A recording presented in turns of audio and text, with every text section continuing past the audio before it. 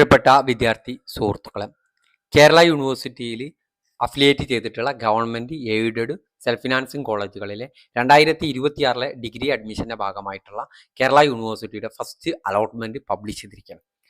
First allotment നിങ്ങൾക്ക് നിങ്ങളുടെ application നമ്പറും പാസ്വേഡും ഉപയോഗിച്ചുകൊണ്ട് നിങ്ങൾക്ക് ലോഗിൻ ചെയ്ത് ഫസ്റ്റ് അലോട്ട്മെൻറ്റ് പരിശോധിക്കാവുന്നതാണ്. ഫസ്റ്റ് അലോട്ട്മെൻറ്റ് ലഭിച്ച വിദ്യാർത്ഥികൾ നിങ്ങൾ കേരള യൂണിവേഴ്സിറ്റിയിൽ തുടർന്ന് പഠിക്കാൻ ഉദ്ദേശിക്കുന്നുണ്ടെങ്കിൽ നിങ്ങൾക്ക് സെക്കൻഡ് അലോട്ട്മെൻറ്റ് വേണമെന്നുണ്ടെങ്കിൽ അലോട്ട്മെൻറ്റ് ലഭിച്ച വിദ്യാർത്ഥികൾ അതിൽ കാണുന്ന യൂണിവേഴ്സിറ്റി ഫീ അടച്ച് യൂണിവേഴ്സിറ്റിക്ക് അടയ്ക്കേണ്ട ഫീസ് അടച്ച് അലോട്ട്മെൻറ്റ് മെമ്മോ ഡൗൺലോഡ് ചെയ്യാൻ കഴിയും. യൂണിവേഴ്സിറ്റി ഫീസ് അടച്ചാൽ അലോട്ട്മെൻറ്റ് മെമ്മോ ഡൗൺലോഡ് ചെയ്യാൻ കഴിയും. അലോട്ട്മെൻറ്റ് മെമ്മോ എടുത്ത് കോളേജിൽ അവർ പറയുന്ന ഒരു ഡേറ്റ് ഉണ്ടാവും, അലോട്ട്മെൻറ്റ് മെമ്മോയിൽ പറയുന്നുണ്ടാവും ഇന്ന ഡേറ്റിൽ ചെല്ലുക എന്നുള്ളത്. ആ ഡേറ്റിൽ കോളേജിൽ പോയിട്ട് permanent admission or temporary admission എടുക്കേണ്ടതുണ്ട്. ഇങ്ങനെയാണ് അതിൽ പറയുന്നത്. ബാക്കി നമുക്ക് അതിൻ്റെ ഡീറ്റെയിൽഡ് ആയിട്ടുള്ള ഇൻസ്ട്രക്ഷൻ നോക്കാവുന്നതാണ്. ആബിൽ ടോക്സിൻ്റെ പുതിയ വീഡിയോയിലേക്ക് സ്വാഗതം. ഈ വീഡിയോ നിങ്ങൾക്ക് ഉപകാരപ്രദമെങ്കിൽ ഈ ചാനൽ ഒന്ന് സബ്സ്ക്രൈബ് ചെയ്യുക.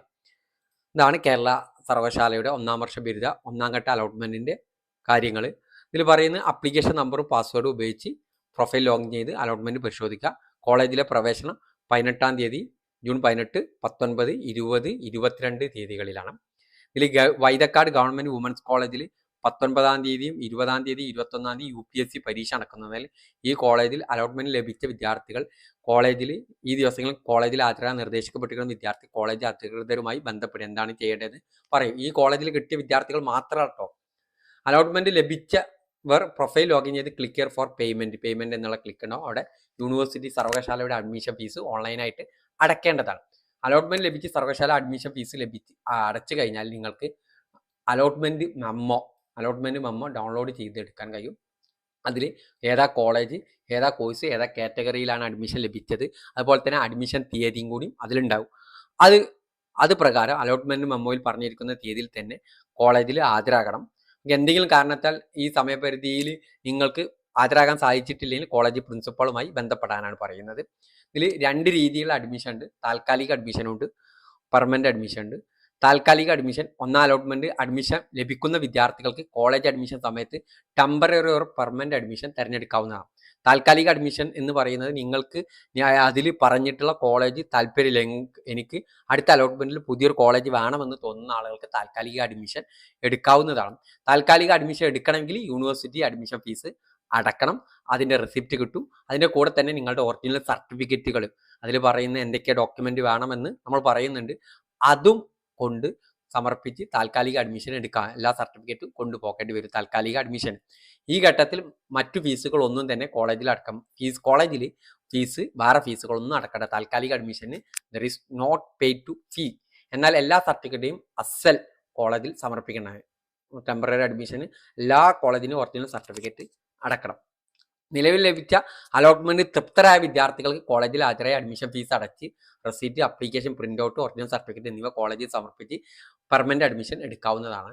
സർവകലാശാല ഫീസ് അടക്കാത്തവരുടെയും ഫീസ് അടച്ച ശേഷം കോളേജിൽ ഹാജരായി പെർമനന്റ് ഓർ ടെമ്പററി അഡ്മിഷൻ എടുക്കാത്ത അപേക്ഷകർ അലോട്ട്മെന്റ് റദ്ദാക്കുന്നതാണ്. എന്ന് പറഞ്ഞാൽ നമ്മൾ യൂണിവേഴ്സിറ്റി അലോട്ട്മെന്റ് കണ്ടു, പരിശോധിച്ചപ്പോൾ അലോട്ട്മെന്റ് കണ്ടു, എന്നിട്ട് നമ്മൾ യൂണിവേഴ്സിറ്റിയുടെ ഫീസ് അടച്ചിട്ടില്ല.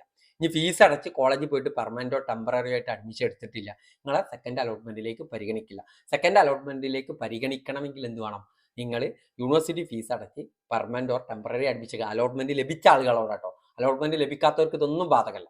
അലോട്ട്മെന്റ് ലഭിച്ച അപേക്ഷകർ അവർക്ക് ലഭിച്ച സീറ്റിൽ തൃപ്തരല്ലെങ്കിൽ പോലും തുടർന്നുള്ള അലോട്ട്മെന്റിൽ പരിഗണിക്കണമെങ്കിൽ അഡ്മിഷൻ ഫീസ്, യൂണിവേഴ്സിറ്റി അഡ്മിഷൻ ഫീസും കോളേജിൽ ഹാജരായി പെർമനന്റ് ഓർ ടെമ്പററി അഡ്മിഷൻ എടുക്കണം.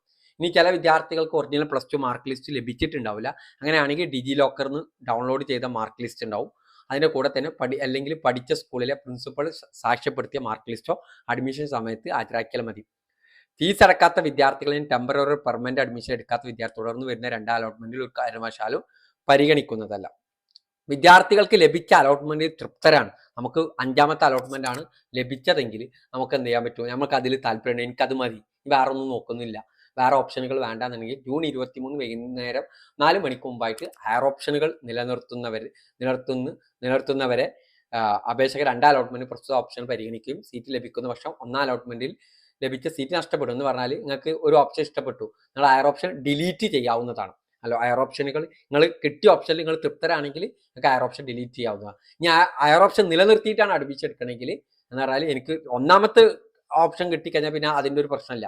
ഈ രണ്ടാമത്തെ ഓപ്ഷൻ അല്ലെങ്കിൽ മൂന്നാമത്തെ ഓപ്ഷൻ നാലാമത്തെ ഓപ്ഷനെ കിട്ടുകയാണെങ്കിൽ ഹയർ ഓപ്ഷൻ ഡിലീറ്റ് ചെയ്തിട്ടില്ലെങ്കിൽ സെക്കൻഡ് അലോട്ട്മെന്റിലേക്ക് നിങ്ങളെ പരിഗണിക്കും. സെക്കൻഡ് അലോട്ട്മെന്റിൽ പുതിയൊരു കോളേജ് കിട്ടിയാൽ അവിടെ പിന്നീട് അഡ്മിഷൻ എടുക്കേണ്ടി വരും. അതോടുകൂടി ഫസ്റ്റ് അലോട്ട്മെന്റിൽ കിട്ടിയത് കട്ടാകും. പെർമനന്റ് അഡ്മിഷൻ എടുത്ത വിദ്യാർത്ഥികളും ലഭിച്ച അലോട്ട്മെന്റ് തൃപ്തരാണെങ്കിൽ ഹയർ ഓപ്ഷനുകളും നീക്കം ചെയ്യണം. പിന്നെ അതുപോലെ തന്നെ ലാസ്റ്റ് ആയിട്ട് പറയുന്നത്, വിദ്യാർത്ഥികൾ അഡ്മിഷൻ എടുക്കണമെങ്കിൽ അപ്പാർ ID എന്ന് പറഞ്ഞാൽ ABC ID ക്രിയേറ്റ് ചെയ്യേണ്ടതാണ്. അതിൻ്റെ എങ്ങനെയാണ് ക്രിയേറ്റ് ചെയ്യേണ്ടതിൻ്റെ ലിങ്ക് ഞാൻ ഡിസ്ക്രിപ്ഷൻ ബോക്സിൽ നൽകുന്നുണ്ട്. അതുപോലെ തന്നെ അലോട്ട്മെന്റ് പരിശോധിക്കേണ്ട ലിങ്കും ഡിസ്ക്രിപ്ഷൻ ബോക്സിൽ നൽകുന്നുണ്ട്. അപ്പോൾ ഈ കാര്യങ്ങളാണ് ഇതിവിടെ നമ്മൾ ശ്രദ്ധിക്കേണ്ടത്. പിന്നെ എന്തൊക്കെയാണ് നമുക്ക് സർട്ടിഫിക്കറ്റ് ഡോക്യുമെന്റ് വേണ്ടത് എന്നുള്ളത്, ഒന്ന് നമ്മളെ അപ്ലിക്കേഷൻ്റെ print out, original fee receipt, transaction slip towards registration ഫീൻ്റെ ഒരു റെസിപ്റ്റ് ഉണ്ടാവും, original fee receipt, transaction slip towards university admission fees. നമ്മൾ അലോട്ട്മെന്റ് ലഭിച്ചു കഴിഞ്ഞാൽ യൂണിവേഴ്സിറ്റി അഡ്മിഷൻ ഫീസ് ഉണ്ടാവും, അത് കൊടുക്കണം. അലോട്ട്മെന്റ് മെമ്മോ കൊടുക്കണം. Original mark list of certificate of qualify എക്സാമിനേഷൻ്റെ ഒറിജിനൽ മാർക്ക് ലിസ്റ്റ് അല്ലെങ്കിൽ സർട്ടിഫിക്കറ്റ് കൊടുക്കണം. Certificate prove to date of birth, അതിന് SLC മതി. TC വേണം, CC വേണം. ചിലപ്പോൾ മൈഗ്രേഷൻ സർട്ടിഫിക്കറ്റ് ആണ് ലാസ്റ്റ് ബോർഡ് സ്റ്റഡി ലഭിച്ചിട്ടുണ്ടെങ്കിൽ, ഇല്ലെങ്കിൽ പറഞ്ഞാൽ മതി. ഓക്കെ. ഇനിയിപ്പോൾ വേറെ മുമ്പ് ഒരു ഡിഗ്രി പഠിച്ചിട്ടുണ്ടെങ്കിൽ അത് കംപ്ലീറ്റ് ചെയ്തിട്ടില്ലെങ്കിൽ അത് ക്ലോസ് ചെയ്യുന്നതിനുള്ള കോഴ്സ് ക്യാൻസലേഷൻ മെമ്മോ വേണം. Village officer namely applicant belonging Antyodaya AY ആണോ PHH ആണോ എന്നുണ്ടെങ്കിൽ അത് ആവശ്യമുണ്ടെങ്കിൽ മാത്രമേ ഉള്ളൂ. പിന്നെ cast community candidate under scheduled caste, scheduled SC/ST വിദ്യാർത്ഥികൾ കാസ്റ്റ് ഓർ കമ്മ്യൂണിറ്റി സർട്ടിഫിക്കറ്റ് വേണം. SCBC കോട്ടയിലാണ് അഡ്മിഷൻ എടുക്കുന്നതെങ്കിൽ NCL സർട്ടിഫിക്കറ്റ് വേണം, OBC സർട്ടിഫിക്കറ്റ് വേണം. Okay. Non criminal certificate, community certificate, OEC കാൻഡിഡേറ്റിന് NCLO അല്ലെങ്കിൽ കമ്മ്യൂണിറ്റി സർട്ടിഫിക്കറ്റോ വേണം. OEC എഡ്യൂക്കേഷണൽ അസിസ്റ്റന്റിന് എന്ന് പറഞ്ഞാൽ അതൊക്കെ പിന്നീട് നൽകിയാലും മതി. കമ്മ്യൂണിറ്റി സർട്ടിഫിക്കറ്റ് ആണ്, ഇൻകം സർട്ടിഫിക്കറ്റ് വേണം. Original certificate prove to grace mark or weightage, NSS അങ്ങനെ സ്കൗട്ട് ആൻഡ് ഗൈഡ്സിൻ്റെ ഒക്കെ അതിൽ ക്ലിക്ക് ചെയ്തിട്ടുണ്ടെങ്കിൽ അതിൻ്റെ സർട്ടിഫിക്കറ്റ് വേണം. ഇതാണ് നമ്മൾ കാര്യമായിട്ട് വേണ്ട സർട്ടിഫിക്കറ്റുകൾ. ബാക്കി കാര്യങ്ങൾ പിന്നീട് നമുക്ക് സംസാരിക്കാം. ഓക്കെ.